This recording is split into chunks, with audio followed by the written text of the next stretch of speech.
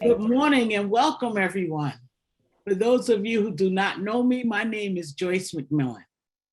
On behalf of the New York City Narrowing the Front Door Work Group, it is my pleasure to welcome you to session 4 of our 4-part series, Narrowing the Front Door to New York City's Child Welfare System. This session is entitled Session 4, Where Do We Go From Here? A discussion of recommendations and collective actions. For those of you who have been with us since session 1, welcome back. And for those of us who are here for the first time, we're excited to have you join the conversation. We're going to be recording this session. If you don't want to be recorded, then maybe you should put your picture off screen. We like to, at this time, this series is a part of Fordham University's Graduate School of Social Service, James R. Dunson Children and Family Summit, sponsored by the Redlich Horowitz Foundation. Thank you, Sarah Childs, who's here with us today. We are fortunate to have the skillful group support of Connor White, Matt Roach from the Fordham Technical Support Team, and expert facilitation by the What's Next Now team of Chantilly Mears, Richard Rivera, and Kelly McGowan to ensure a seamless experience for us all. Big appreciation and love to all of you. We have an engaging and interactive experience for you today. Well, you guys know that I'm here, right? As we move from ideas to action, we have been told that our recommendations are being eagerly awaited by Mayor Eric Adams and 2 former members of the Narrowing the Front Door Work Group, Jess Danhauser, who is now the Commissioner of ACS, and Ann Isom, who is now the Deputy Mayor. They both hold influential positions in the Adams administration. And I made up some of my own stuff here. So Jess being the commissioner now and Ann being the deputy mayor for Health and Human Services with oversight of the New York City Health and Hospitals Corporation, the Department of Social Services, and ACS. Building on the insights we've heard from participants throughout this convening, we will develop concrete actions and steps, recommendations to present to Mayor Adams, Deputy Mayor Williams Isom, Commissioner Danhauser, and the New York City legislator, amongst others. There will be numerous opportunities throughout our time together today for you to contribute insights. So we hope you will stay with us through the end of this session. There will be no breakout rooms today. We will be together for 2 hours. And please remember to take a breath and take care of yourself. Today's session will begin with a conversation between work group members, Hope Newton, Sarah Childs, and myself about our mission and vision, hosted by Erica Francois. After that, Angela Burton will remind us about our 3 prior sessions and highlight some of the community insights that you and other participants contributed to in the dialogue about the need for change. Finally, we will move to discussion of next steps and offer some concrete ways for all of you to contribute to a movement to narrow the door to the New York City Family Regulation System, also known as the Family Policing System. We invite all of you to join our community by filling out the Google form that is in the chat. We will be linking it now and will throughout the session in case you have to leave before the end. If you stay, please wait until the end of the session to complete the form so that you can respond after hearing about what we have accomplished together and our future plans. And with that, I'd like to pass it to my esteemed colleague, Dr. Tricia Stevens.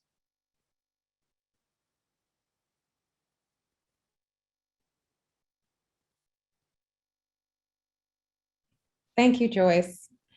Good morning, everyone. It's a pleasure to be here again, and I see that folks are still coming in. Today, I am actually going to be in our care room because we know that these kinds of conversations we've invited you to participate in over the past 4 convenings, or this is actually our 4th convening. These are brave conversations we're asking you to engage in, and we want you to show up fully. But we also know that when you show up fully, sometimes your heart can hurt a little bit. So today it is my honor to serve in the care room. You can reach me simply by sending me an email. If something gets to be too much, you need to step out, but you don't want to leave our convening, you need some space to breathe, to vent, to talk it through, or simply be, just send me a message and say, Trisha, I need space away from the larger room. Let's do it. And I will make sure that we get to a smaller space where you can just have some time to be. And so I'm going to pass it on to Chantilly and Rich. And I think Chantilly may have some more details about how to access a little bit further on, but I'm passing it on to Chantilly and Rich. Thanks so much.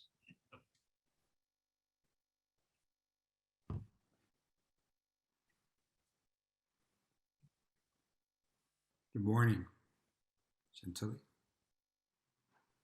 Thanks, everyone, and thank you, Dr. Trisha. Yeah, so just letting you all know that if you need any support, the way that you could find Dr. Trisha and the care team is simply by going to your participants, head over to the search bar at the top and just click the asterisk. And not only myself, Rich, and others from the hosting team will show up, but if you also see asterisk and care, you'll get Dr. Trisha. And we can support you in moving you to where you need to be. Another couple things about orienting you to the Zoom space is just simply that if you need any support, I'm getting my little Post-its here, our live transcript should be enabled. And so find that box with closed captions and you'll be able to find some live transcriptions. But I think that's all from me. It's great to see you all again, Chantilly. If I haven't introduced myself, I'm part of the What's Next Now team. I'll hand it over to Rich now. Good morning, everyone. Rich Rivera, part of the What's Next Now team, and I'll be your process host throughout the session and have these small segments where we can participate together and hear your inputs. As Joyce mentioned, Angela will be sharing the highlights of your conversations and what came up and what we found. So we have an opportunity to listen in and provide some feedback as well. I'm curious, and so is the team, as to how many people have attended the first session, the second session. Did you attend all 3 sessions? Or if this is your first time. So we are actually putting out a poll. You'll see it on the screen. And please complete the poll. You could just indicate the number of sessions that you have attended, or whether it's your first time, as the first column indicates, and then submit. And we'll see our data in terms of people that have attended. Thank you for your participation. Sorry about that. Our link is in the chat. It's a Mentimeter link. So head over there, click that link. It's live, and you'll start seeing folks putting it up here on the screen. So those of you, there's about 11 of us who are first time, second, third, a good chunk of us, this is your 4th time. You've been with us all 4 sessions. So it's great to see that.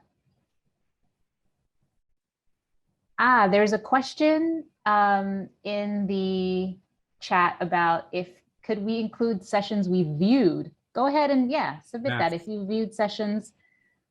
So you've been with us, just not live, right? But you've also viewed it. Thank you for that question. Great. Wow. We have a lot on the forefront, so. Yeah, that's great. People are still well, this is wonderful. So this will stay open for you, and we'll pop it into the chat once again at different points if you have not yet responded, or if there are those who join us later. But it's great to see that a third of us or more have. Yes. That's awesome. Yeah. Thank you. I'm going to pass it to Erica Francois, who will be hosting a conversation with members of the work team on the vision and the mission of What's Next Now, of Narrow Front Door. Thank you, Rich. It's amazing to see all of you again this morning. Thank you so much for participating. It is an honor to be here. So welcome, everyone. You can click the link in the chat to see our mission and our vision. And I'm going to read to you our mission summary. The New York City Narrowing the Front Door Work Group has critically examined the existing approach to protecting children and strengthening families to identify what is working, reveal what is not, and make recommendations aimed at ending arbitrary, abusive, and unwarranted government disruption and destruction of families, establishing effective mechanisms to ensure accountability for past and ongoing harms of the family regulation system, and instituting anti-racist public approaches to repair, heal, preserve, and strengthen Black families. Now, I would like to invite my colleagues to introduce themselves, and I'll be asking them a couple of questions. So colleagues, please start. I'm Joyce McMillan. Thank you, Joyce. Who are you going to pass it on to? I'm going to pass it on to Hope. I'm Hope Newton. Thank you, Hope. Who are you going to pass it on to? I'm going to pass it on to Sarah. Good morning, everyone. I'm Sarah Childs with the Redlick Horowitz Foundation. And she's going to pass it on to Ronald Richter. Ron Richter.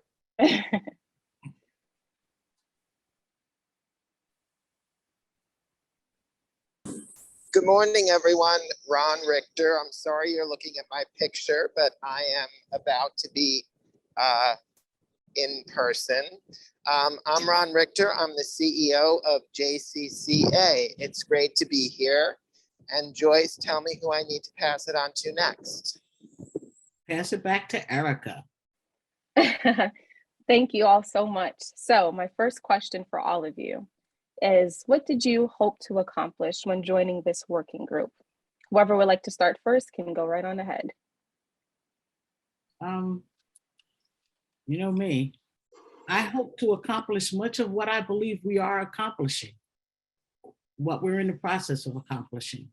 Preventing Black children, preventing children in general, but especially Black children who are disproportionately impacted from entering the child welfare system by looking at the resources that are utilized to separate families and thinking about how to redistribute and change how we spend that money to make sure that we can subsidize the needs of families to keep children at home safe, happy, healthy, and thriving. Now I'll go next after Joyce. I didn't introduce myself fully. I'm Hope Newton. I'm an impacted parent. I work with the Center for Family Representation, and I'm on numerous platforms, the New York State Office of Children and Family Services, as well as the chair of RISE Advisory Board and numerous other platforms. What I had hoped to accomplish with Narrowing the Front Door was really shifting the narrative of parents with the information or the data and all the research that was done to support that. And I believe that's what we've done in terms of it's important to shift the narrative, because the narrative has always been that all parents, especially Black and Brown parents, are somewhat criminalized. And it's been a system that looks to save children from parents who are either demonized or criminalized. And it's practically impossible to mitigate harms or to support children if parents are not supported. And where there's a savior, there's a demon. And you cannot demonize parents in the same breath and say that you want to help them.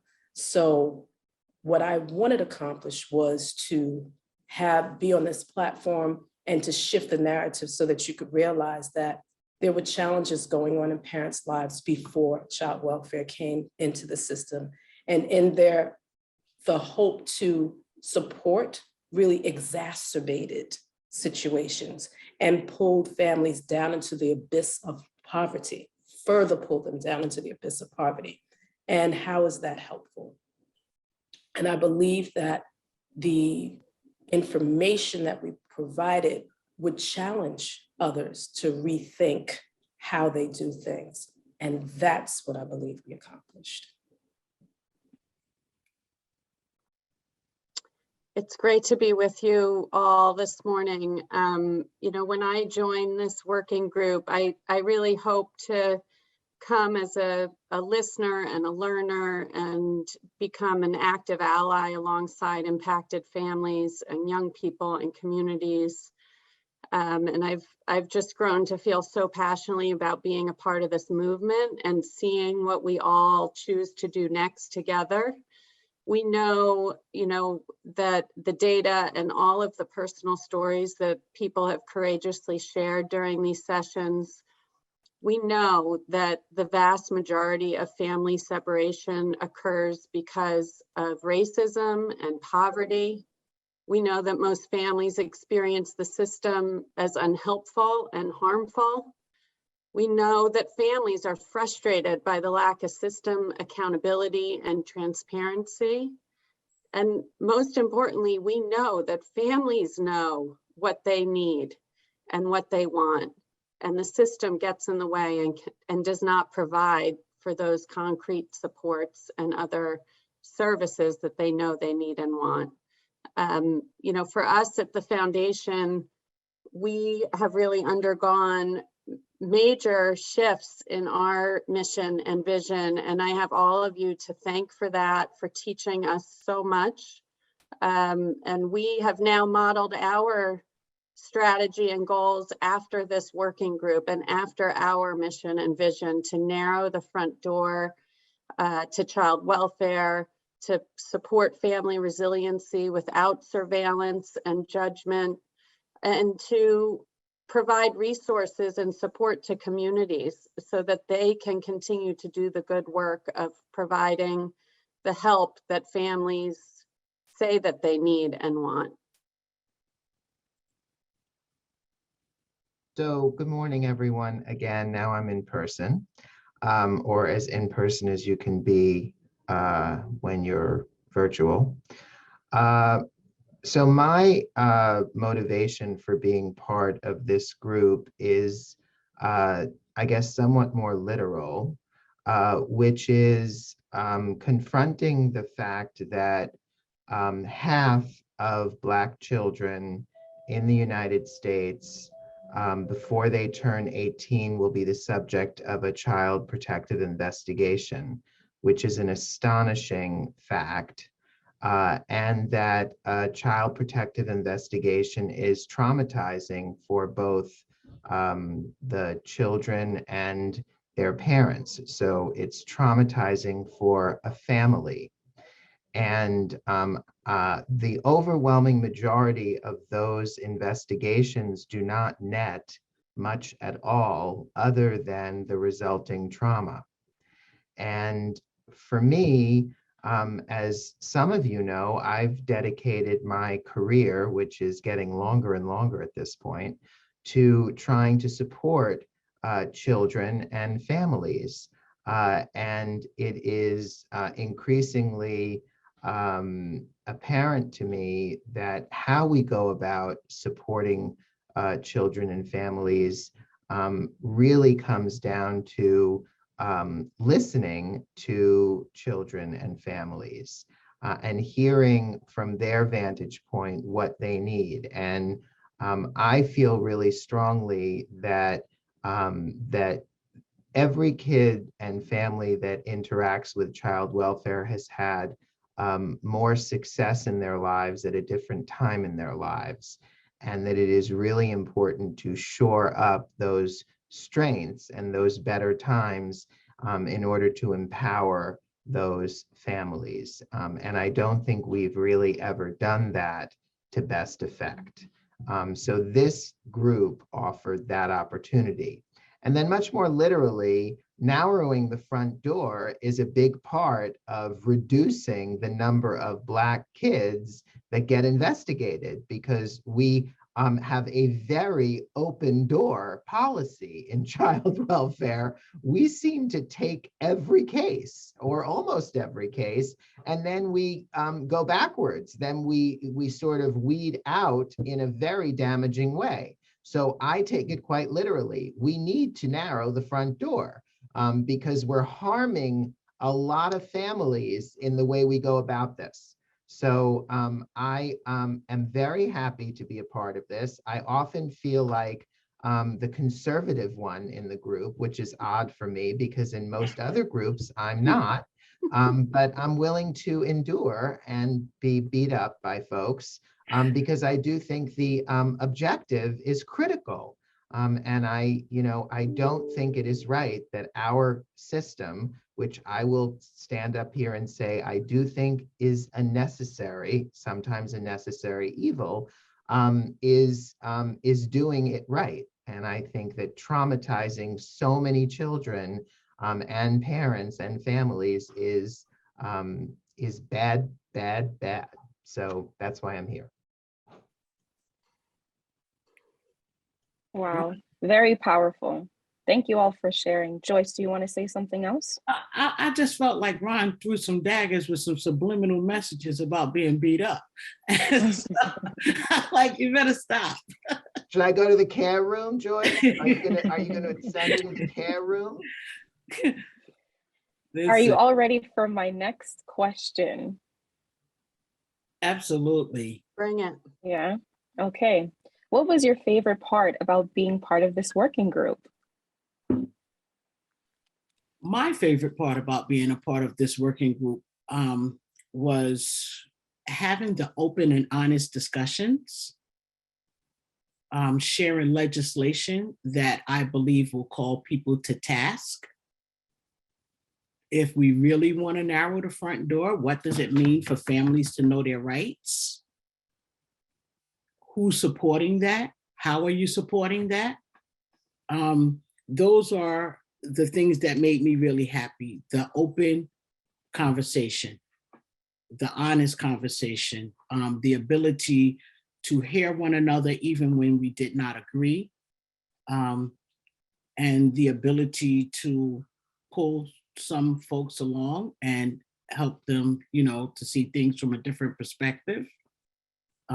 Just all of it was amazing work with for me, to me, and just getting to know people in a different way. I think your categories too, Joyce. Whoever would like to go next can go right ahead. Thank you for sharing. I agree with Joyce. I mean, there have been some incredibly honest conversations and discussions that have happened. And I've just really appreciated everybody's openness to being present in these spaces and to really take things in and be open to shifting perspectives. I think, it's just been completely energizing and inspiring to be a part of this very diverse group of parents and young people and academics and system leaders, and to work to find consensus, to find those places where we can come together and agree. And I think that's really, really powerful, and what will ultimately lead to real change and action coming out of these convenings. I think obviously with the deputy mayor and the ACS commissioner having been a part of this work group, and the fact that they're eager to listen and take action, I think, we're really going to move towards meaningful impact. And I just want to say to everyone on this work group, especially Angela and Trisha and Hope and Joyce and Erica, you have just taught me so much and filled my heart, really with love and humility and humanity. And I'm grateful that you've welcomed me into this circle and that we've come together to work so hard to really make this a reality. Wonderful. I'm not sure if I said this already, but I, as an impacted person who has 14 years of being in and out of family, criminal, housing court, who came into this work as a domestic violence survivor and then doing this work as a parent advocate with CFR for 6.5 years. Impacted families, parents, children have a healthy distrust of the system based on their experiences. So no matter what work we do, we always can connect with the distrust of the mistrust that people have of systems, regardless of what we do. So when I was approached about it, I'm going to be very transparent. And my thing was, are you really trying to narrow the front door with this? I called us a mixed bag of nuts, all the different stakeholders and all the different spaces. We've got former judges, we have heads of organizations and funders who funded things that we may or may not have agreed with. And I'm like, is this mixed bag of nuts really trying to narrow the front door, or are they putting a deadbolt in it, and just going to have these recommendations, someplace and dust it off when the numbers get. But in the work that I do and in my journey, I always recognize that when you're called to be in a space, you're called for a reason. And it's because that's where you're meant to be at that given time and space. So I opened myself up a little bit more, and I welcomed, all of this bag of mixed nuts. And I was able to see that even though the big bag of mixed nuts, and let me tell you, it wasn't always peaches and cream. It wasn't always good. There was some real tough conversations and the courageous conversations. And there wasn't always consensus. There was agree to disagree because of the different spaces we come from and the different platforms we're on and the different roles that we have. And I'm grateful for that, to see that there are people, in these different roles who really want to be part of the solution and not the problem. That was the most rewarding thing for me. And Erica, before we move on with your next question, I just want to piggyback on what Hope said, because I say it, and many of us often say it, the agree to disagree. And I do think there is a time to agree to disagree. But I really personally, Joyce McMillan has a problem with agreeing to disagree with people who don't know what I know, right? It's a time not to disagree, but a time to learn. I don't think that someone who has not been impacted can tell me about my experience and what would best work for people like myself who have experienced the harms of this system. And so why I settle into oftentimes the agree to disagree, because one, it's a professional environment, right? I can't pull out the boxing gloves, but it, to me, waters down the real point of us coming together. And I believe the point of us coming together is for those of us who have experienced the system to teach those who have not how to be in spaces where we are and how to utilize their resources to support us. And so agree to disagree is a funny term for me, but I guess we'll continue utilizing it until people stop disagreeing with those who are really empowered to lead. And before you continue, Erica, piggybacking off of Joyce, I believe that we taught folks, people learned, people leaned into curiosity and they learned. And that was my greatest takeaway, that our voices were heard and we were able to connect the dots in a way that the bag of mixed nuts was able to receive. And that was impactful. Absolutely true. Thank you for sharing. Did Ron answer this question yet?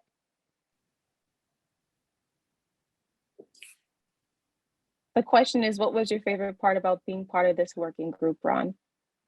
Yeah, I mean, I think, you know, I have had a similar experience to others. I think that um, it's really important to be uncomfortable, and that is when you are learning most.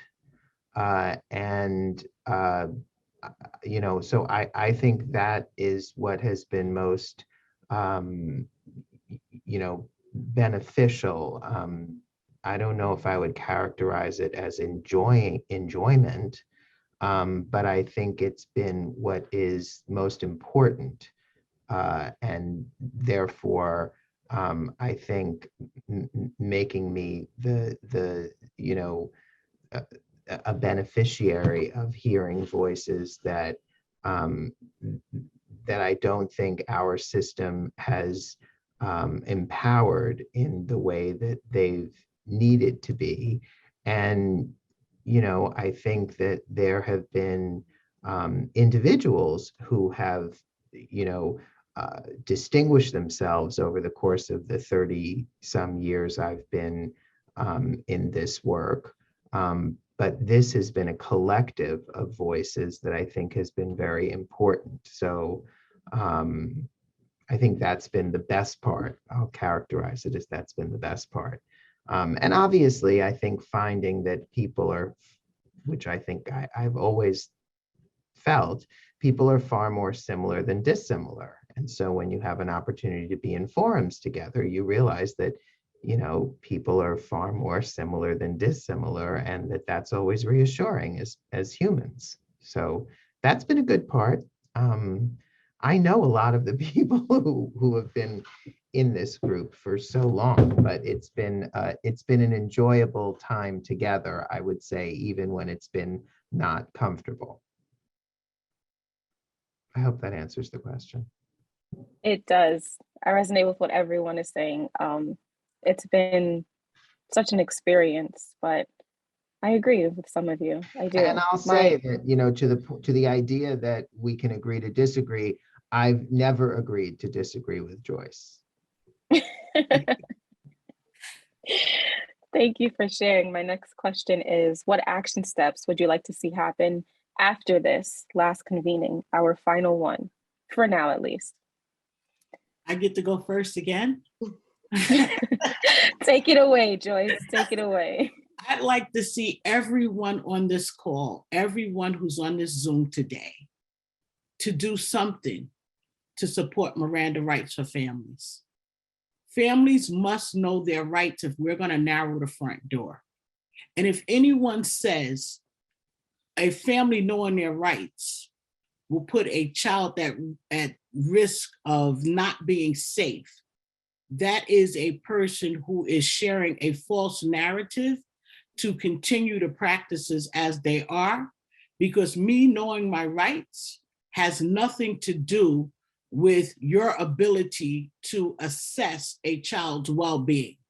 And if you are trying to keep me from knowing my rights, then your intention is to trample on my rights, because you know I am not aware of my rights, but we are operating in two different lanes when we talk about safety. And please don't even start me to talking about risk, because that's a projection. That is not something that is happening. We are talking in the moment, but to separate families, we often use the word they will be at risk. At risk when? Can you tell me the date and time? Can we come over and intervene in that moment?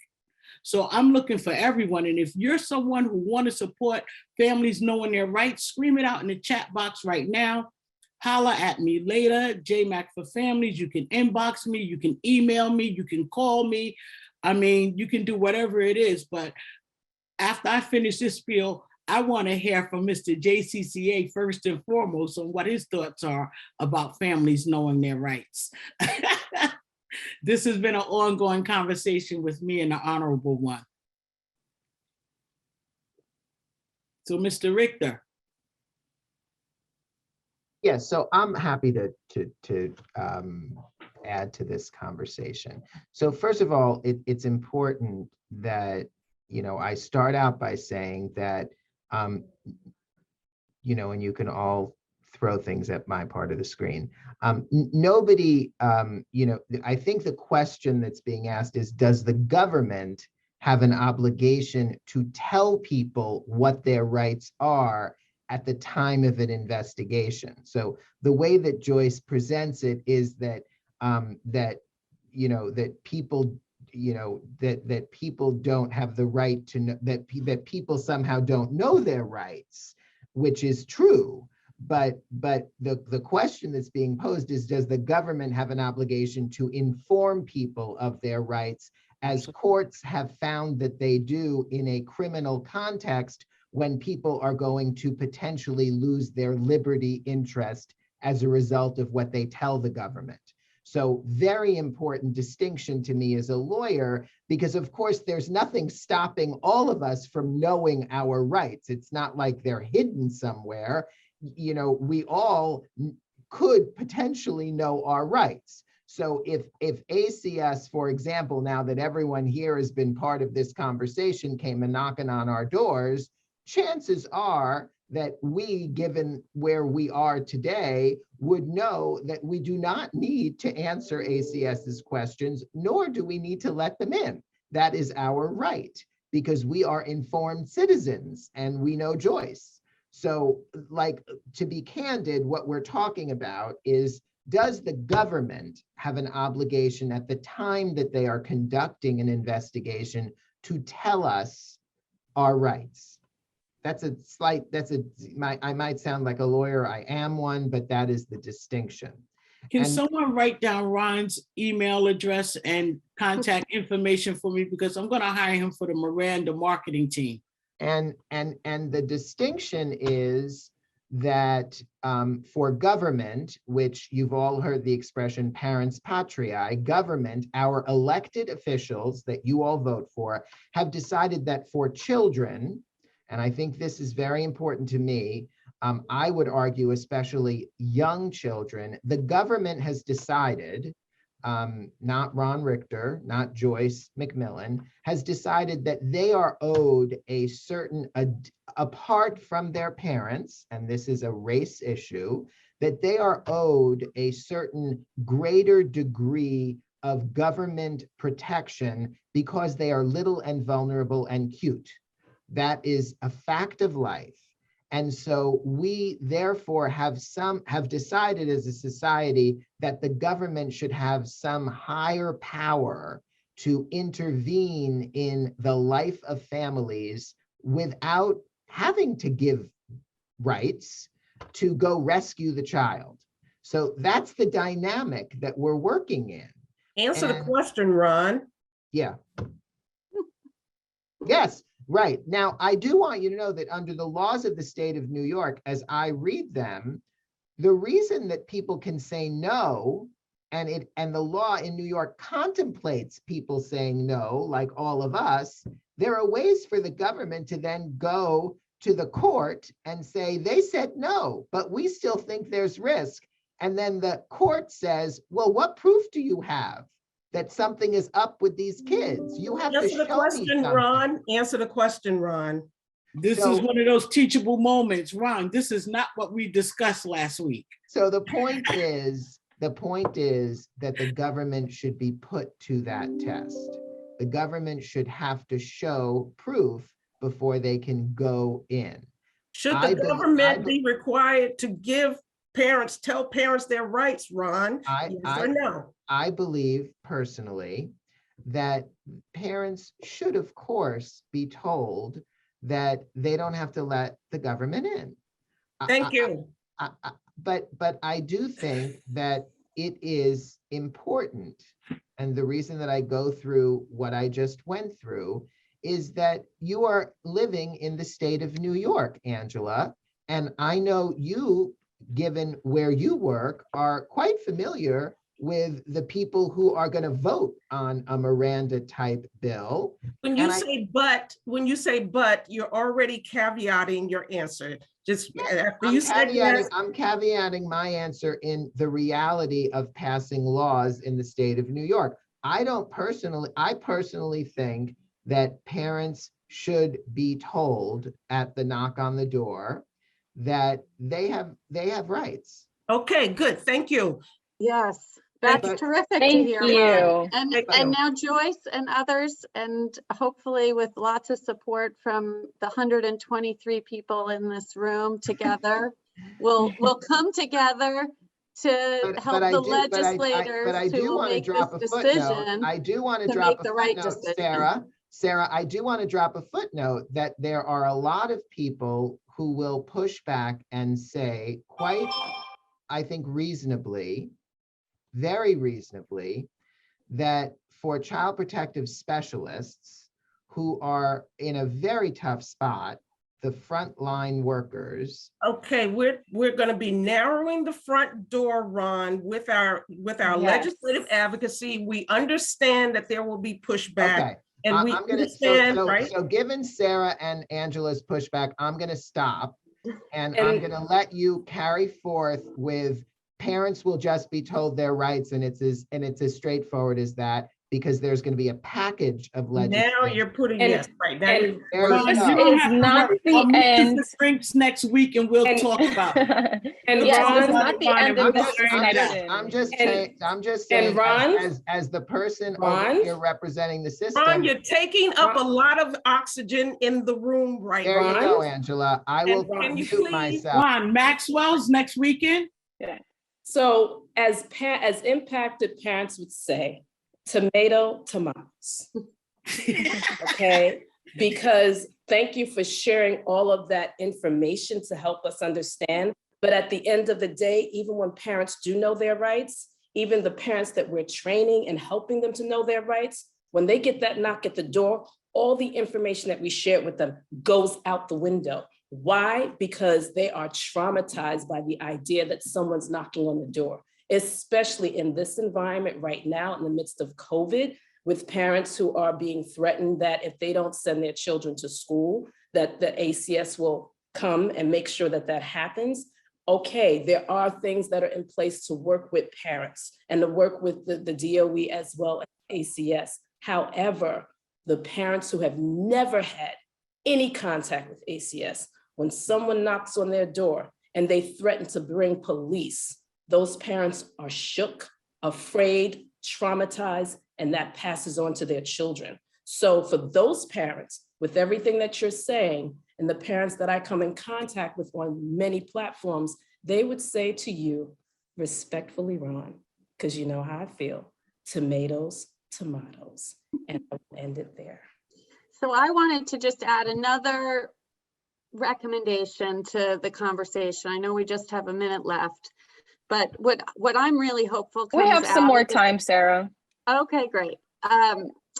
What I'm hopeful comes out of this work group, and one specific recommendation that I hope gets lifted up, is that we really work to move away from this model of mandated reporters, that teachers, medical staff, social workers really shift their culture and their approach to not be a part of a policing system, but instead to be mandated supporters who really are reoriented to really help and connect families to support, rather than focus on, pushing families towards investigations. So I hope that gets included in some of our recommendations. Absolutely. I hope that ACS and other CPS offices across this state and across the nation decide to stop partnering with hospitals to report and partner with Tide so people can wash clothes, right?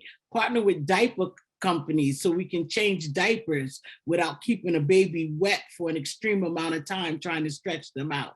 Let's do the things to mitigate the effects of poverty. I'm sorry, the last thing I want to say about why this work is important is because, again, for me, shifting the narrative that predominates child welfare is fatalities. And people who do this work have known for years that it's not the fatalities. That's a small percentage. We're not saying that things don't happen. What we're saying is people are being punished for being poor, for being Black, brown, and poor. And people are being surveilled. They are not getting the services that they need to quote unquote mitigate the harms, but they aren't getting the services that they need. And resources really should be invested in the community. because during COVID, we saw that community came together as community has historically come together from the historic Black churches, to address the needs of the community when the government has not. And that was no different during COVID. So, that was really key. And I think those are things that we presented receipts, as we call being good in the good. We presented the data, in a format, and we have papers and things that will be distributed that the system respects. Because the information that we know in our communities as part of a marginalized communities, we already know these things, but it takes 5 or 10 years for someone to do the research for it to be presented for the larger group or larger communities or the government and all these different stakeholders to be able to see it as something real. So I think we have just a couple of extra minutes here, or a few more minutes. So I would like to shift the conversation to, if each of us could say, what are we going to concretely do to move the needle towards narrowing the front door from where it is currently positioned? And the first thing I'm going to do is ask Ron to listen more, ask Sarah to give me more money, ask Angela to support a little more and read my papers over for grammatical errors, ask Hope to stand with me as a parent and Erica as a child, and all of you to support sensible legislation. It's common sense legislation. And it's the best way and the only way I know how to legislate common sense, because people have not been approaching this work from a common sense standpoint. We've been doing a lot of things that have created harm, knowing it's harm, acknowledging that it's harm, and continuing to do the same thing. And then fighting when we talk about change. If we are really here to narrow the front door, it's not, narrowing the front door is an action. So we can't say we're here to narrow the front door without committing to an action. So I want to hear what everyone's commitment is to narrowing this front door. Mine is to continue having these conversations and to continue organizing people, continue asking for money, continue going out with Ron, having these conversations. Guys, you can't even imagine one-on-one. Ron be hammering me, but it's okay because I know who Ron Richter is. And I do believe that people will look at us sometimes, and I don't want anyone to come back to me saying defending the white guy, right? But this is what I truly feel. I don't feel that it's one set of people that's going to make the change on their own. The idea is to move the needle of those who we may not consider to be like-minded. There wasn't a time when Sarah and I got along. Sarah can tell you, I was hitting her on Twitter and she was not liking it. But today we sit here together, understanding that we can come together, we can find the commonalities, and we can work together. And so, yeah, we all have fun and beating up on Ron sometimes, whatever. And sometimes he does deserve a couple of smacks. But with that being said, I also believe that Ron is someone who I want to partner with, because Ron runs a whole agency. And if I can get the head of an agency to begin to see things differently and do things differently and take action steps, then I think that's a big step towards change. So I just want to say I'm here for that. And I'm not picking and choosing friends. I want to be friends with everyone, but I need those who don't know to listen, to learn, and to get on board with making change. So that's what I'm doing. That's what I'm asking for. That's who I'm asking for it from. Sarah's shaking her head. I think a check is in the mail. Thank you so much, Joyce. Anyone else has some closing words they want to share?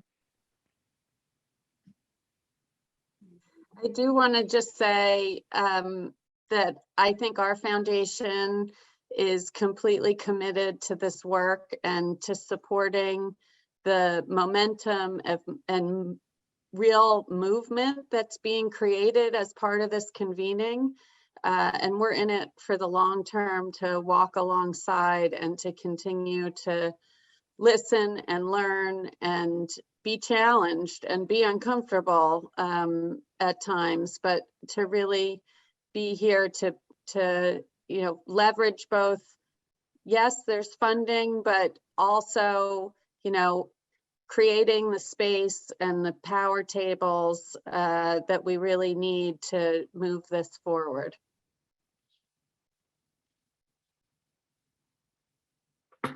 Thank you, Sarah. Would anyone else like to share some finishing thoughts? I'm going to continue in my commitment to assist and support parents who have been penalized by systems. I'm going to continue to do whatever it is that I can do to assist in elevating impacted parents in their developing whatever skills or capacities to lead and be centered in the work.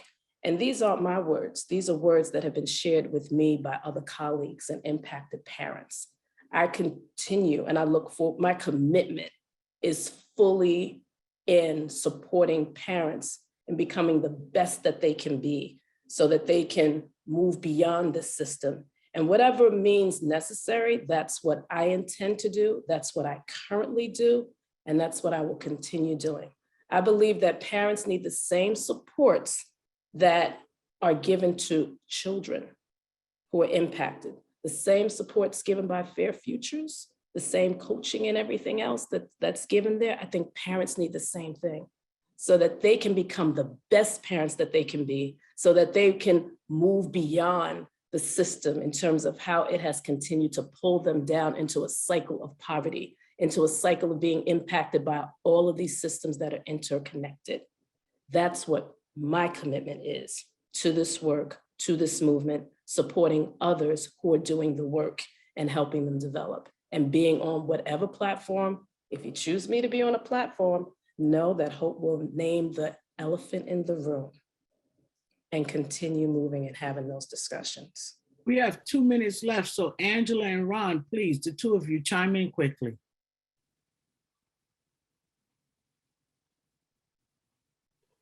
I will defer to Ron because I have another portion of this session that I will be talking through. So go ahead, Ron. Yeah, I don't have anything to say other than I have never felt like I needed a defense. Mm-hmm. I really don't. I speak my truth and it is what it is. I appreciate you all for being advocates for your truth. I was asked a question and I answered it honestly. So that's who I am. And for those of you who know me, pretty much always been that way. I appreciate you very much and I appreciate the dialogue. Thank you so much, Ron. And I want to say that this is a very healthy discussion. This is very much normal. And before I pass it off to my colleague, Rich, I'm going to share my thoughts also. Well, what I hope to learn from this entire group is to take something away from every single group discussion to implement it into my advocacy efforts to get foster care youth the support they need to thrive as healthy, functioning adults, and to help those who come after them, as well as implement it into my outside work, that work I do outside of that, which is networking with families and communities and creating an alliance with like-minded but open-minded individuals. And so that's what I want to leave off with. And thank you all so much for this dialogue. I very much enjoyed it. This is needed. This is necessary. This is how we push through. And I'm going to pass it on to my colleague, Rich. So thank you all again for answering all of your questions. Wow. What a powerful, engaged, and passionate conversation. Thank you, Erica. Thank you, all the panelists, for sharing your hearts and for listening. And I'd like to take, with all that energy, a 30-second pause for a deep breath before we go on into getting some reactions. Joyce said, it's a time to be in learning together. And Hope spoke to understanding that we're coming from different spaces. And it's a time for dialogue and for different perspectives. And what that is what makes the movement. Let's pause for 20, 30 seconds. Take a stretch. We've been sitting, listening. Whatever helps you to be in touch with your bodies as we are going to be engaged in some conversation.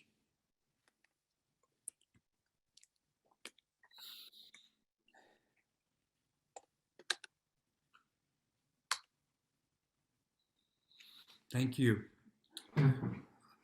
I'd like to maybe perhaps get 2 to 3 reactions, responses from the audience, of course, youth, family, community folk first. And the question is, first reactions, and what else do you want to add to this conversation and to the information that was shared through the conversation? So it's giving priority and preference to youth, to family, parents, and to community responders as well. And you can unmute yourselves. This is an opportunity to share reactions. Tell us who you are and where you're from, of course. And you'll have a few minutes to share. I'm going to jump in, Rich, because I have to jump to another meeting and I really don't want to leave. Okay. But I'm going to say that, Joyce, I love you. You're one of my fierce, most advocate that I can rely on. 10 years ago, Ron was the commissioner of ACS. And close to home, he was part of it. So 10 years ago, we also had a report release on families unlocking futures, families impacted by the juvenile justice system. Vinny, who was our commissioner at that time, said, let me see what we can do to make it better for families that are impacted by juvenile justice. We were able to develop an amazing program, a lot of more work to do. Ron at that time said that this is not my system that, is juvenile justice. And to see him here today is a blessing, because not too many people want to take responsibility for the contribution of all the systems. I haven't been impacted by the child welfare system, and I don't see myself my youngest is 26 now, but I was able to work, and I live in a community that it's a revolving door, and I had to get involved. We no longer, those two systems are aligned with destroying families, their well-being, whether it's emotional, physically. The amount of dollars that go into these systems, we can no longer allow that. So Ronald, I'm here for you. I'm your defense team. We have 116 people. I got you. And Joyce got you. You're here today. I don't need a defense team. Just in case. Thank you. But we appreciate you in the conversation. We appreciate you opening those doors now, though we want to narrow the doors, but the doors for families to come in and be able to change how we've been working with families for far too long. So I'm gonna jump out. I gotta go to another meeting, but I appreciate you. I'm like a groupie when I see Joyce. So Joyce, continue doing the work.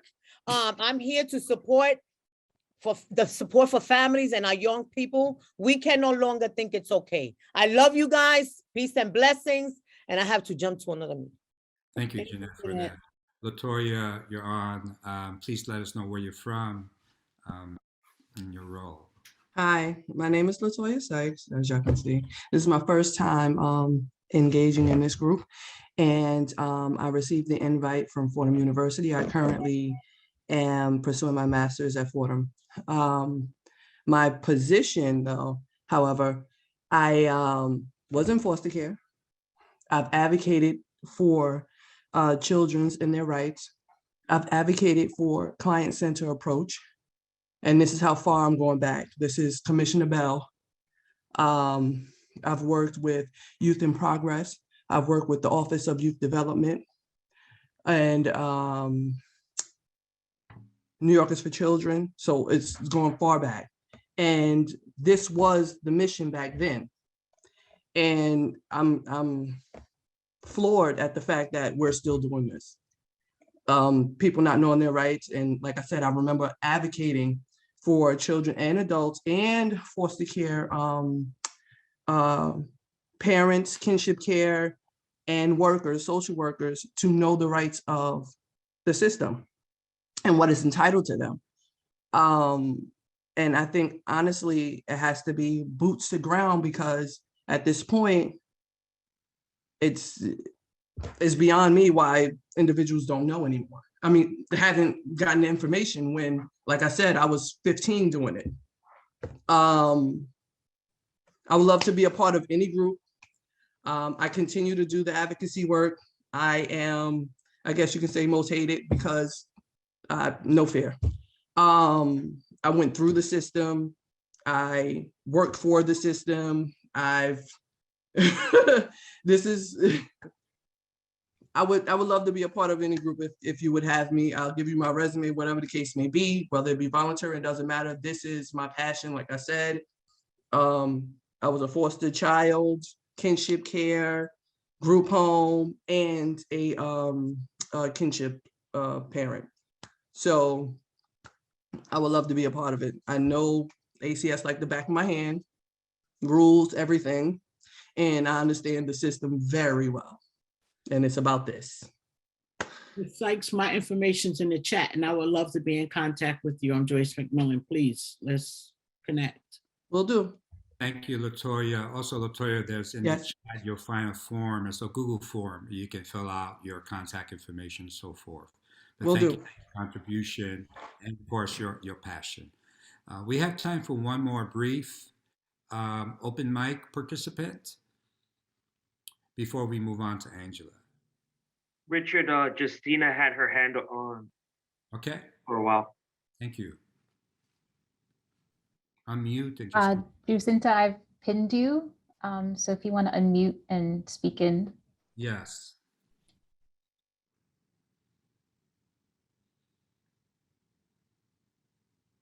Jacinta, are you there? Can you unmute? She may be frozen. I don't. So she said in the chat, the host has to unmute. Yeah, I can only ask her to unmute. Jacinta, the microphone is in your bottom left-hand corner of your screen. If you scroll down, if maybe there's a problem accessing it, just scroll down to the bottom left of your screen. You should be able to see your mic and unmute. And if you're on the phone, it's *6. If you're on a cell phone, it's *6 to unmute. Since if you're unable to unmute, you can always place your comments on a chat. You know, I just want to make sure that we're conscious of time as well. It looks like she just dropped off. Oh, okay. All right.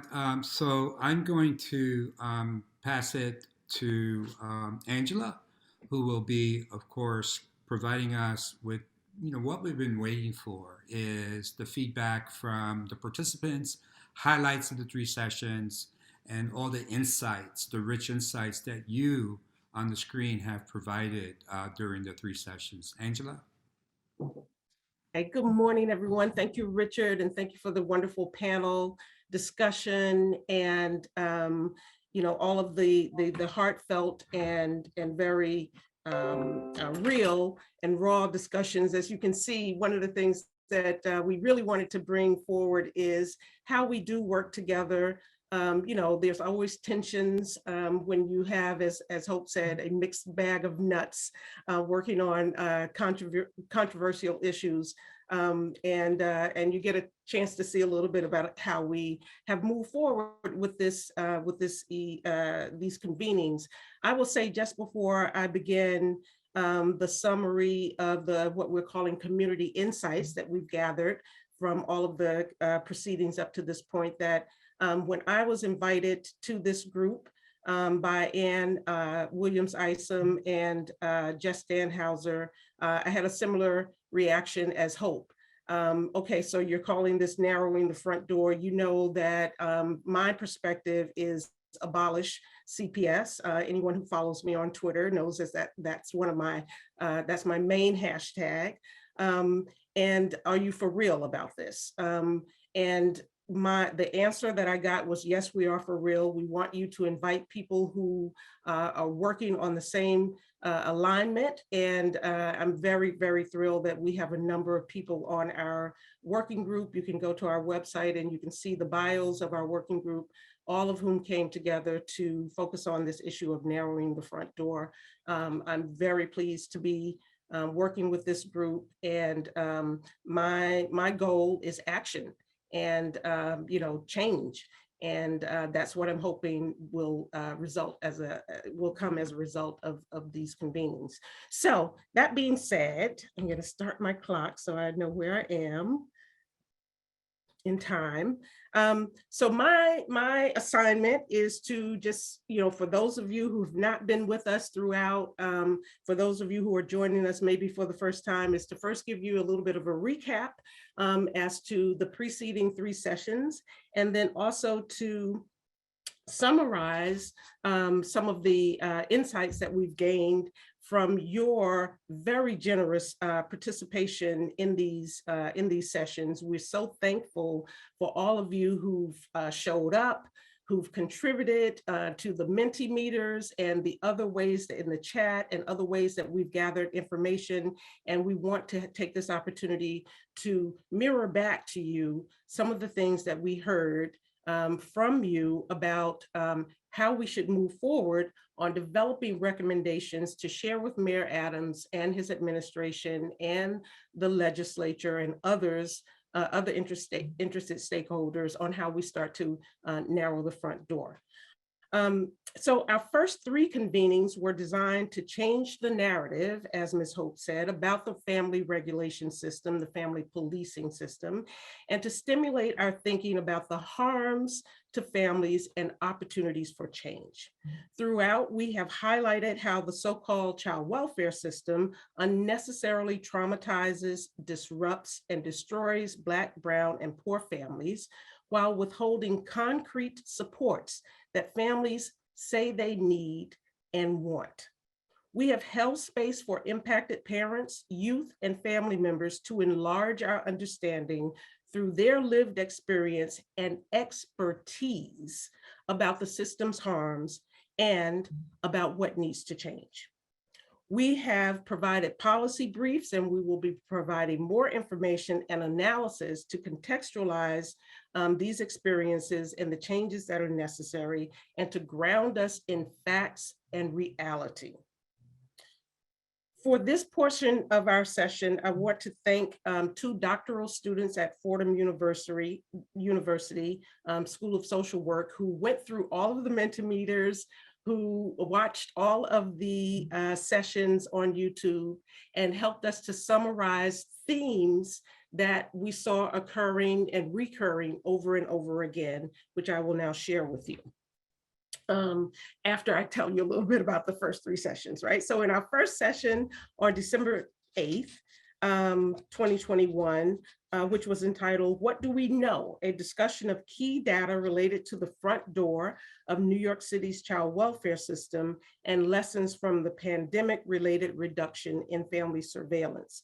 In that session, we heard from NYU law professor Anna Ahrens, who I believe is with us today, about data that she collected during the COVID-19 pandemic that showed that as the city, nation, and the world were forced to shelter in place, there was a decline, a significant decline in reports of maltreatment, decline in investigations and child removals, and that those declines in intrusive government intervention in families did not result in an explosion in harm to New York City's children in their homes, as many in the media had predicted, had speculated, had fearmongered. We saw that the slew of federal aid to all families without conditions on how it could be spent helped to alleviate poverty-related conditions that bring the majority of families into the family regulation system. In session 2, which was held on January 19th, 2022, and entitled, "How Does the Money Flow?" A discussion of how New York City's child welfare system is funded and how it could be reoriented towards family support, we wanted to provide our community with an understanding that we are entitled.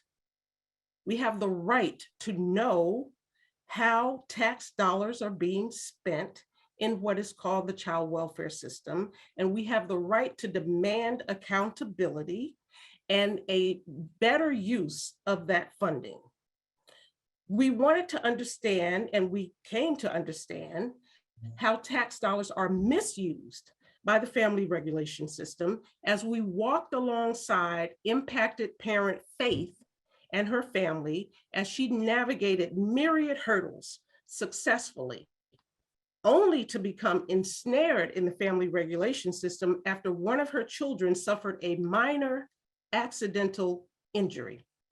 The dollars spent by the so-called child protection system to regulate Faith and her children were astounding, with millions spent in communities like hers on surveillance, investigation, and prosecution in the family courts, in communities where almost half the residents make less than $20,000 a year, millions spent. We focused on how the enormous sums of money spent on the family regulation system contributes to and often initiates the spiral of Black and Brown children and families further into poverty and despair. We recognize that the violence and injustice of the family regulation system are not exclusive to New York City. They exist all across New York State and across the country. In session 3, held on January 26, 2022, and entitled, "What Should Help Look Like?" A discussion of how to support community organizations in their work with families, our esteemed colleague Joyce McMillan interviewed attorney Melody Webb, who I also believe is on with us today, who is the founder of Mothers Outreach Network. Attorney Webb discussed her grassroots work and organizing activities with system-impacted mothers in Washington, D.C. We highlighted examples of local community members working together to reduce the stressors and pressures resulting from inadequate access to the basic necessities of life, such as Joyce mentioned earlier, diapers for babies. We invited you, our participants, to brainstorm with us a, quote, preferred future based on caring and support for children and families by focusing on family and community assets, capacities, abilities, and creative energy, rather than on deficits and problems. So that's the recap of what we've done and where we've been and the very interesting conversations that we've had with you all. I'm going to take a few minutes now to draw out some of the highlights, again, from the input that you all have given to us as we start to think about developing concrete action steps and recommendations to move this movement forward. In each session, we collected your insights, reactions, dreams, and recommendations for change through small group conversations, report backs, Mentimeters, surveys, and other information that we gathered even after the sessions ended through individual contacts and outreach among us. We heard from individuals in the chat and in the open mic portions of the convenings. The community insights align and resonate very closely with the working group's mission and our vision. They fall into, and I'm going to see if I can drop this little into the chat, just an outline. Yes. Did I get all of them? Only got 4 of them. So there are a couple of others that I gotta put into the chat that starts here, copy, come back, and let's see how I do this. Oops. Can you see that? Can you see what I've dropped in the chat so far? No, here it goes. Okay, and here's the rest of it. Okay, all right. So that's our outline. We pulled out, say, 6 things. Clearly there were others. These are sort of large categories, and I'll just read them through and then I'll go back and talk a little bit about each one. The first thing that we saw very heavily highlighted is this. The parent-child relationship is a constitutionally protected right of children and parents. The parent-child relationship is a constitutionally protected right of children and parents.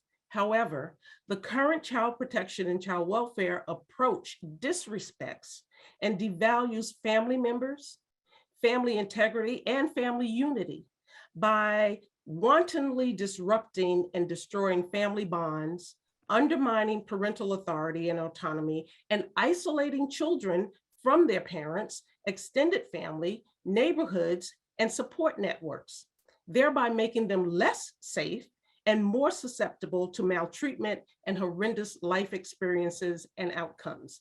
Again, these are insights that we drew from you all, from your input, the participants.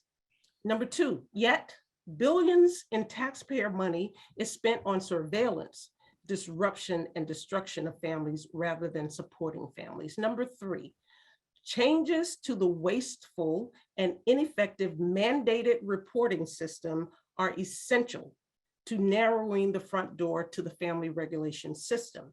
Number 4, avenues of empowerment for impacted communities is essential to narrowing the front door of the family regulation system.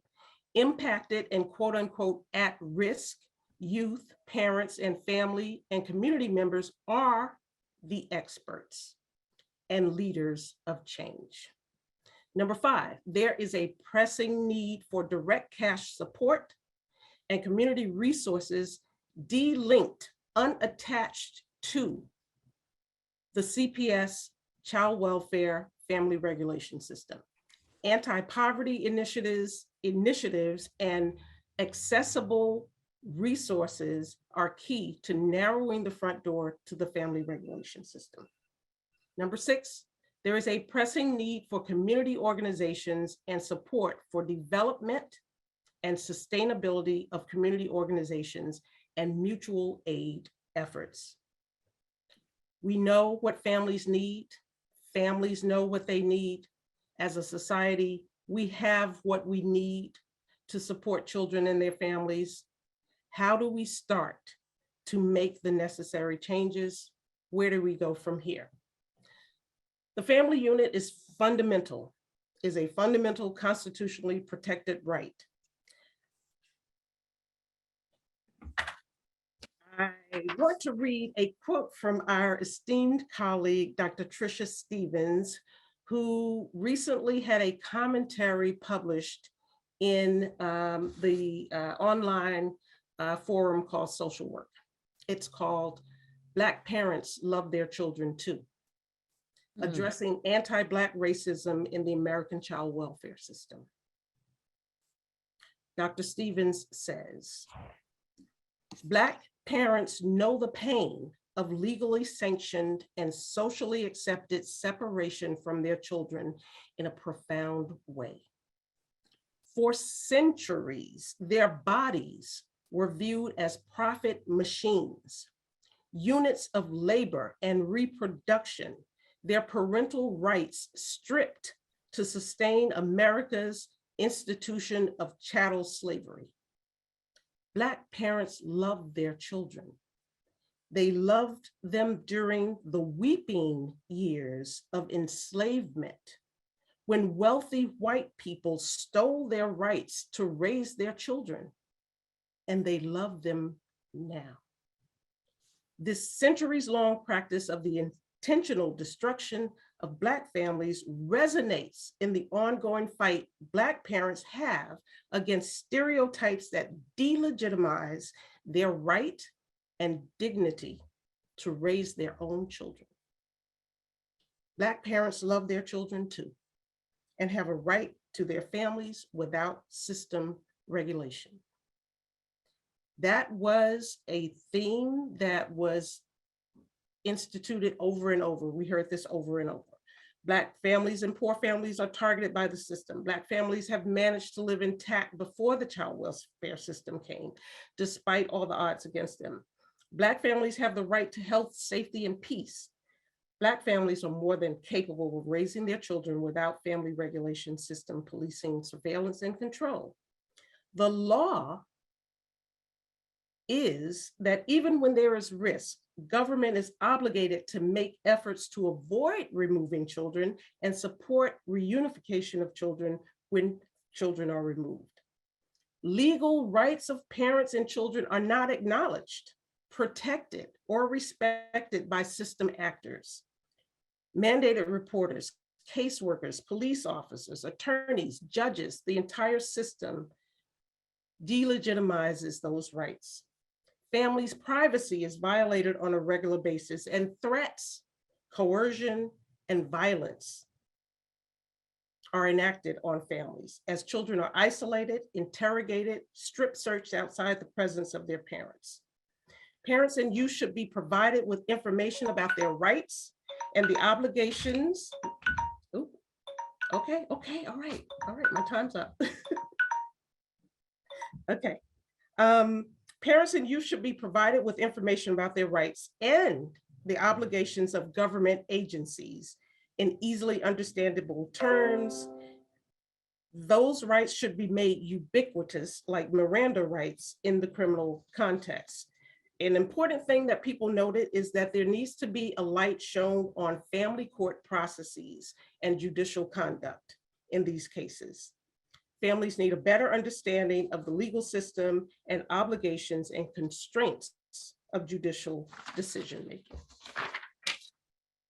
Billions are spent on surveillance. This is number 2, on surveillance, quasi-criminal investigation, separation, prosecution, and control of families. We saw that in New York City alone, the 2022 budget of ACS was $2.7 billion. Almost half of that is spent on investigation, foster care, and adoption. And there are no performance measures of true accountability. How is this money benefiting the community? What is the value added of these activities, you all asked? Families see money spent around them, but they aren't any better off as a result of government intervention, and often they are worse off. Number 3, there's a pressing need for changes to the mandated reporting system. You all recognize that school personnel and healthcare providers are the primary sources of families entering the system. They're reporting people, and I quote, "They're reporting families to CPS is based on biased, gross generalizations about the needs of families and what constitutes neglect, equating conditions and circumstances related to the lack of resources, that is poverty, as a basis for government investigation and intervention." Faith's story illustrated how easy it is for an intact family to be disrupted, traumatized, and destroyed without justification. And you all made a number of different recommendations, so to speak, about mandated reporting, that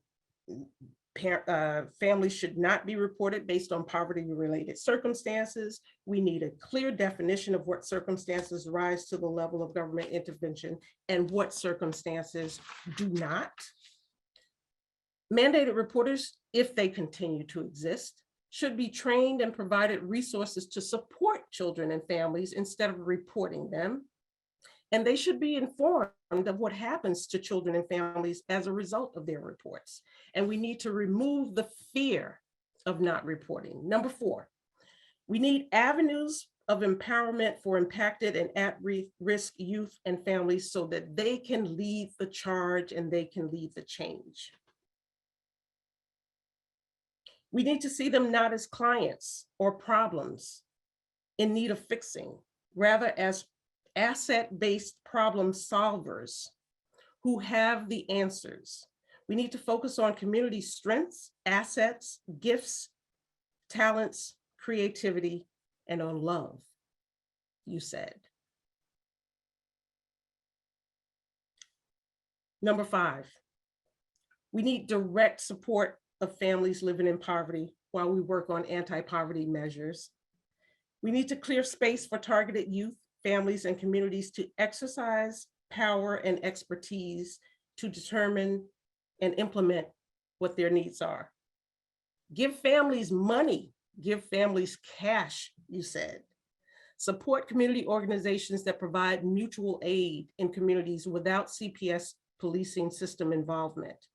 A strong a social safety net is needed. Universal basic income was mentioned, healthcare, housing subsidies, all the good things that we know are necessary and basic for life.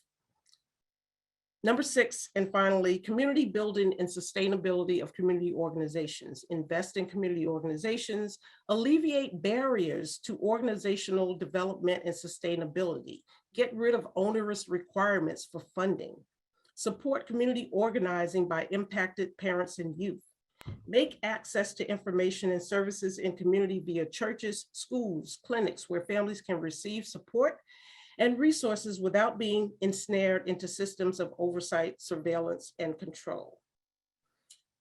None of this is rocket science, folks. It's not rocket science. We know what families need. Families know what they need.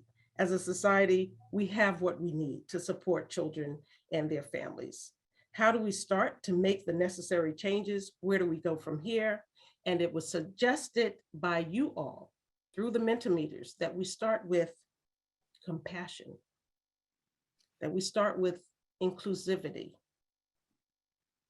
humanity, healing, justice, kindness, and love. Thank you. I'll turn it over to Rich. Thank you, Angela, for reciting a synthesis of what the community voices have given to us in these 3 to 4 sessions. And so I want to acknowledge that these are community voices and that this is a synthesis of the voices of the people on the screen. We'd love to open the mic, and once again, giving preference to youth, family, and community responders, and reactions, but also we'd love to know how you have been impacted or shifted in your thinking as you were engaged with us. And we would also like to know what, if you can, what actions are you committed to taking, right? So we'd love for your responses to be brief. We're actually in this conclusion mode, but we'd love to hear from you. And I'd like to open the mic and invite Jacinta first. I know that we missed her in the last conversation. I hope that she is still with us.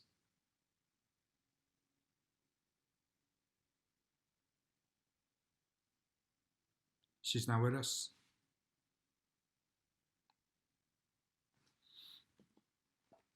If she is not, we can go on to others who wish to respond. And the question is, how has this impacted you or shifted your thinking in any way? And perhaps you've made some colleagues, connected with colleagues in the small groups if you've been with us, and there's a connection of some sort. And what actions are you open or willing to take as a result of these conversations? Feel free, it's open mic now. Feel free to respond, giving preference, of course, to youth, families, and community responders first.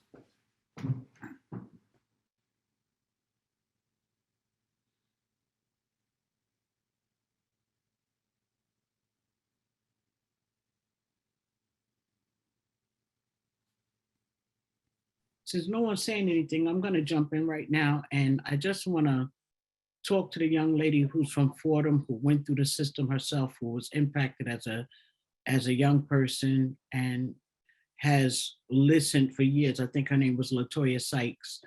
for years, decades about the change we want to make. We say we want to make change, and then we do silly things to prevent change under the guise of protecting children, when the only thing children are protected from is success, and that's clear, right? I don't mince my words when I say that, and we can look at the outcomes. And system folk can continue to pat themselves on the back and say we're doing a good job and we're being better safe than sorry, we're covering our own asses, or whatever else it is that you say while you destroy the lives of children and their families. I'm not making it up. The outcomes show that it's true. But this session, or last session, Governor Hochul vetoed a bill, Bill 6357, which would allow children whose parents' rights were terminated to remain in contact with them and have visits at the discretion of the court. So right now, the court can utilize discretion to say it's in the best interest to terminate the rights, but they cannot utilize their discretion to say it's also in that child's best interest to maintain contact. But what was most disturbing to me was the blurb that she wrote to justify not signing this bill into law after it passed both houses 2 years straight. She said, children deserve to have parents with full rights, and the law should offer finality to those parents without government intervention. Well, that's on the back end. She's giving that to the foster family. Why was that not giving on the front end to the parents? And that's where we keep going wrong. That's where we keep selling us the nonsense. We want to help, but everything is geared towards strengthening the family that the children is placed with after we have blown up their own family. The work has to be on the front end. Thank you. Thank you for your comments, Joyce. I'm speaking from an impacted person as well. Jessica is on the screen. Jessica, please introduce yourself, where you're from, and feel free to make comments. Hi, everyone. I'm really blessed to be here this morning. I really appreciate the opportunity to share as someone that has myself experienced the system. I aged out of foster care in New York, and I now work within the system in different capacities, but most recently and most currently, I'm working at the Redlick Horowitz Foundation. I've just been really sitting here digesting all of these conversations. I've been to all 4 of the convenings, but I was really disturbed by the conversation that happened earlier. I deeply respect and love Ron, but I was disturbed by the amount of privilege that I heard within his responses around people's ability to have access to knowledge about what their rights are. As someone that was in foster care and, worked with LaToya on all of the youth advocacy fronts, even in foster care, we didn't know what our rights were. So much of the work that we did as young people was about getting access to rights and information.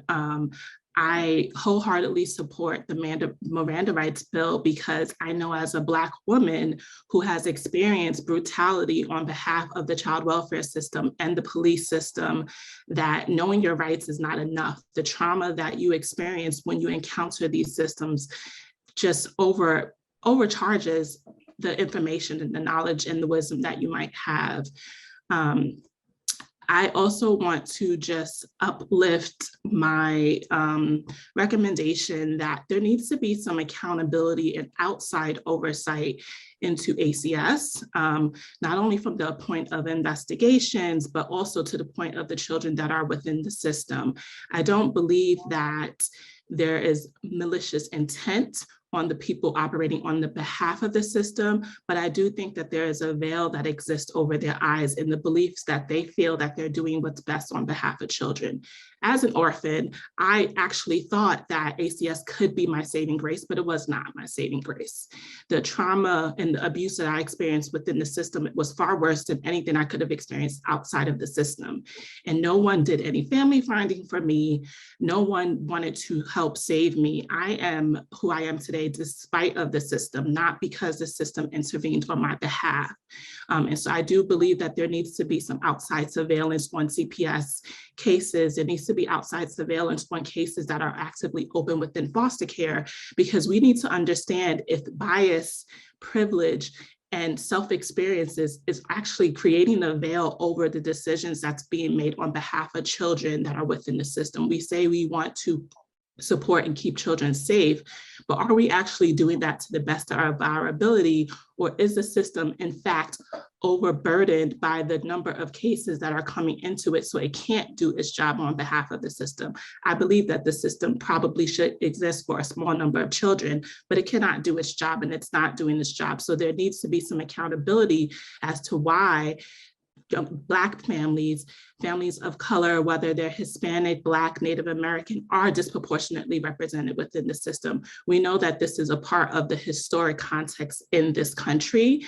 We know, so, we can't deny that anymore. And so adding any other caveats to whether or not people have access to knowledge, money, or resources is not necessary anymore. This is 2022.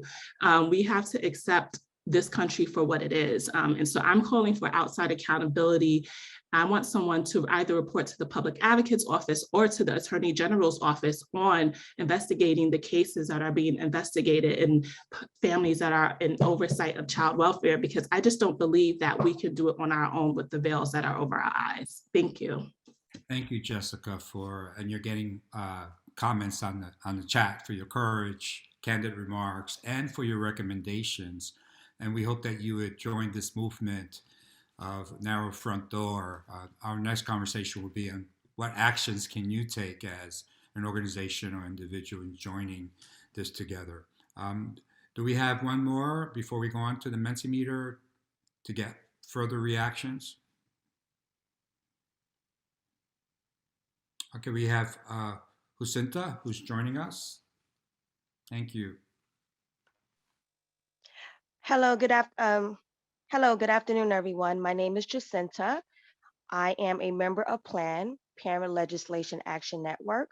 I am also ACS Justice Impacted, as well as my children. My children have been displaced from their home for approximately 1,200 days out of state, and through out of court parenting plans that were not vetted in the courthouse, but the illusion that I would consent to my children relocating to another state approximately 20 hours, transitioning from a 10-star performing school to a 2-star performing school.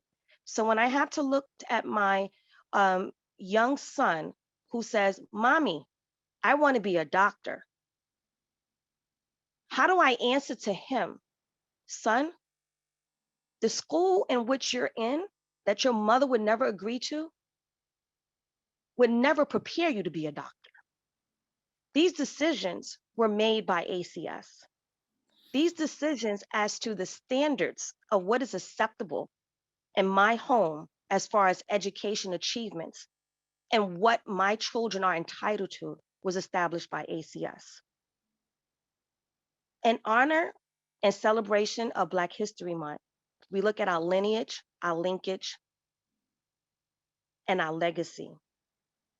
I am calling for ACS to not only narrow the front door, but we're asking to shift the paradigm and redirect the front door.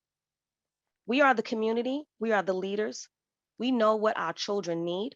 We know what our children are not receiving, and we should no longer waste public tax money to entertain foolishness.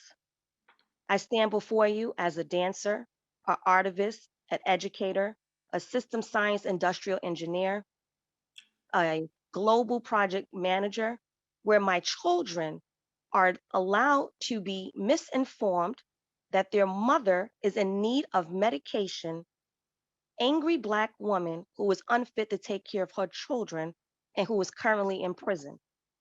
Despite all of the emergency requests to cease and stop this smear campaign to gain a wrongful win for ACS, my children continue to suffer.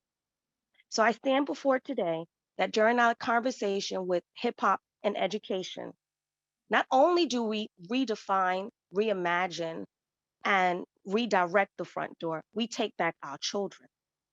It is not acceptable for ACS to continue character defamation, mental health care fraud, and family disintegration at the heart of a win.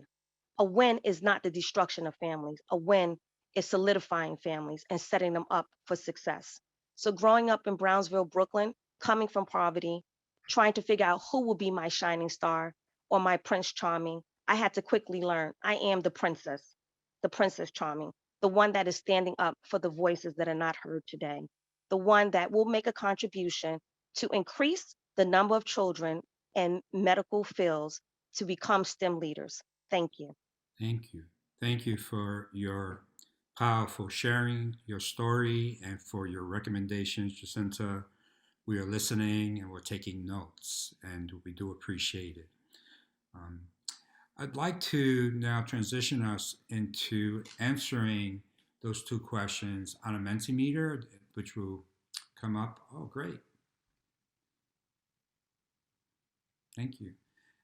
How have our sessions impacted you or shifted your thinking? And this really critical question, what are you committed to doing? What are you committed to doing?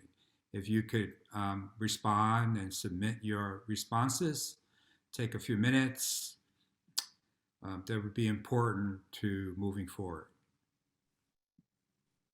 Thank you, Rich. I just want to direct your attention to the chat box. If our colleague Kelly has put in it's called menti.com. It's a link.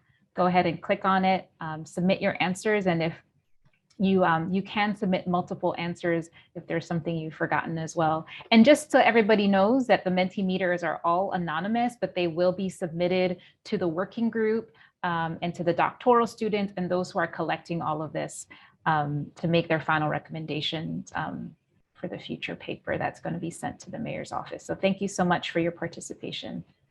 I will share some of your responses now. Thank you.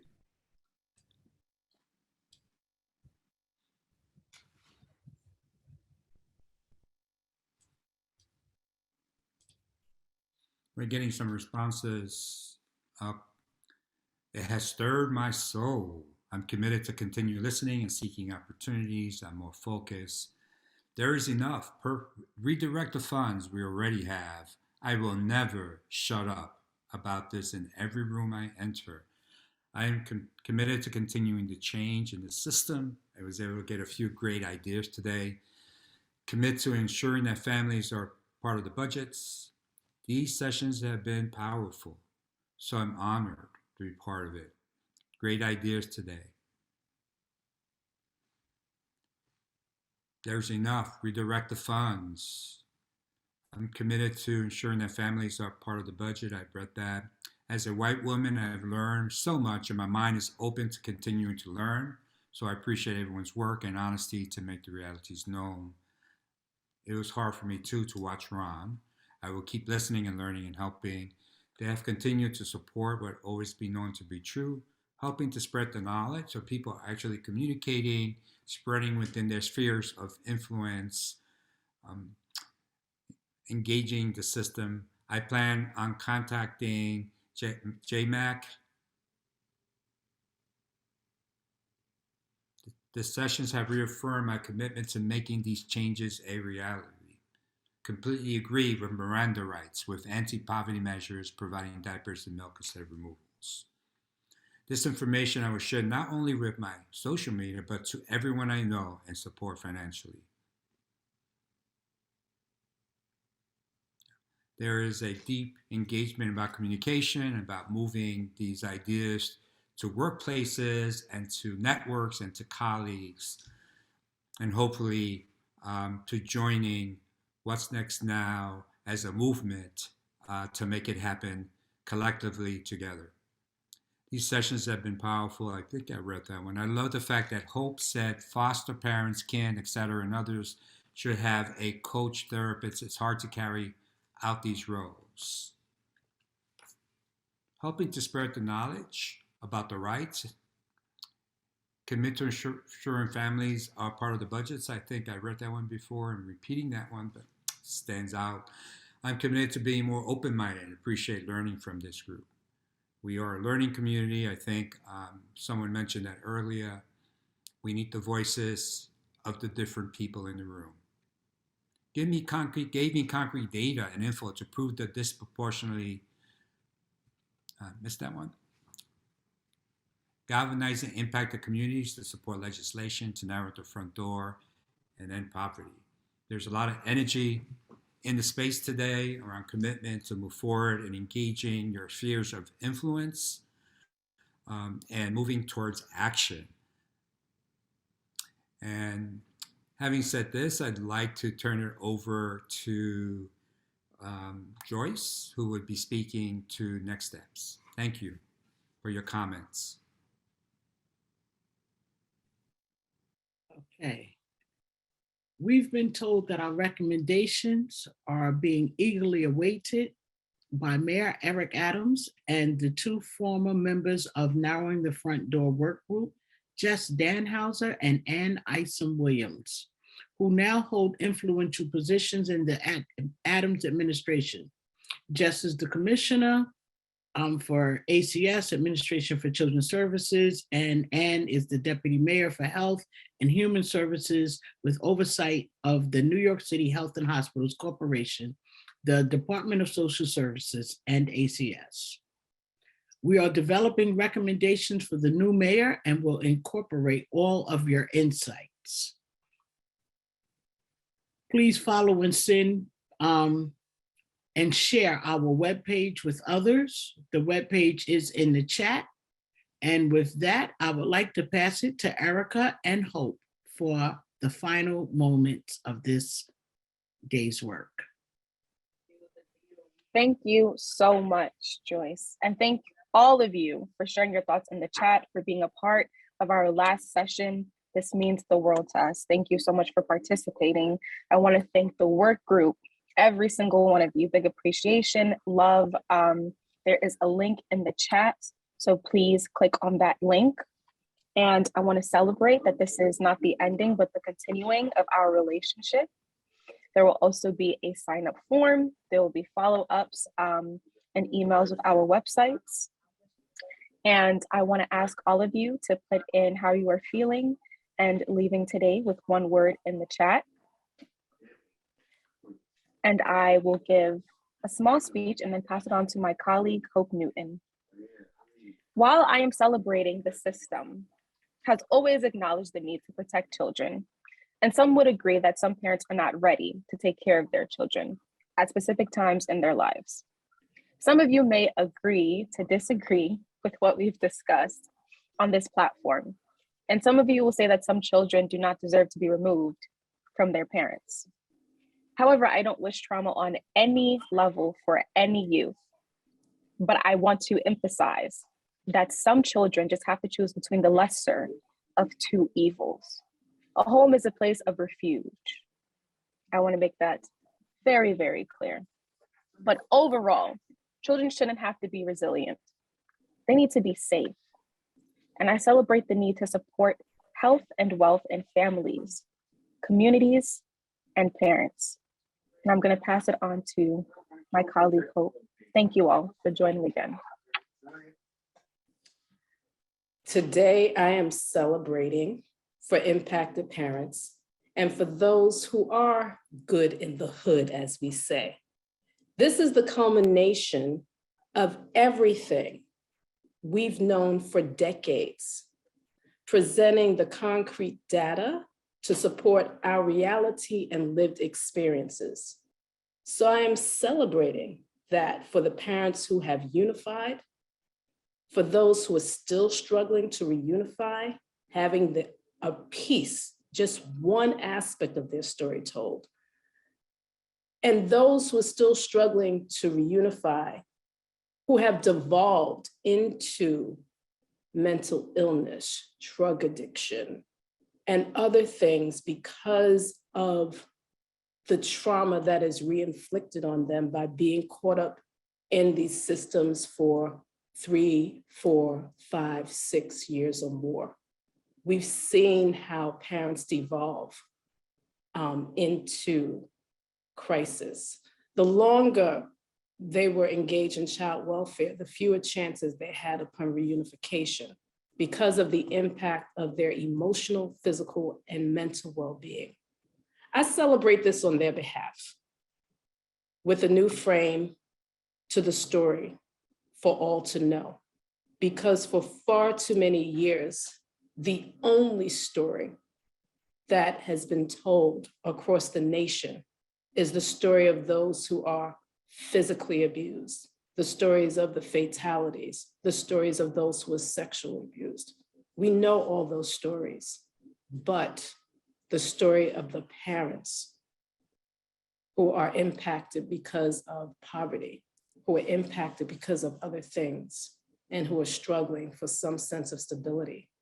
Today, until today, that story has not been told. So as I say to some of my friends, put that in your oatmeal for the day and get started. So we're celebrating. Thank you everyone for coming.